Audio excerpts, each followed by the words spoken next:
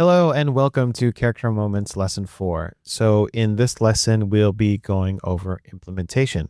So a little bit about implementation, but a little bit about just character moments in general. So it's important that we evaluate and assess our animation through the appropriate lens, right? So meaning we want to be able to test and view and evaluate our animation basically from the same viewpoint that the audience is going to be looking at it, right? So let's say, for example, it's going to depend on the type of character moment.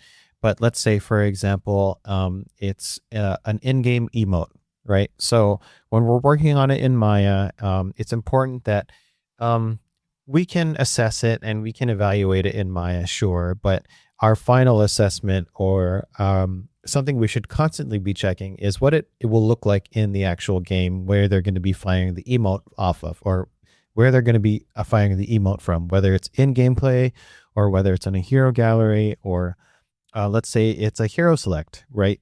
We'll be able to assess and adjust our animation based off of what we're seeing in Maya or maybe in a play blast to a certain extent, but we should always be checking back at what it looks like in game just to make sure that everything looks correct and there's no adjustments that we need to be made or that need to be made or to compensate for making sure that it goes through an engine. So where you assess your animation will depend on the type of character moment, right? So if it's any type of shot work, chances are your safest bet is going to be some kind of a play blast. So since it's linear media, it's going to be like some kind of cinematic, either pre-rendered or real-time or in-game cinematic.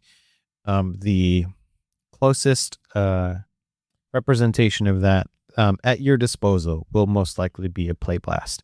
So play blast will do just fine. But like I had mentioned, if it's any kind of game work, it's important to test it in the game, whether it's a character intro, hero select, emote, etc., right? You want to test it and view it in the way in which it will be seen by the audience. Because for game work in particular, there are a lot of factors that will affect your animation, right?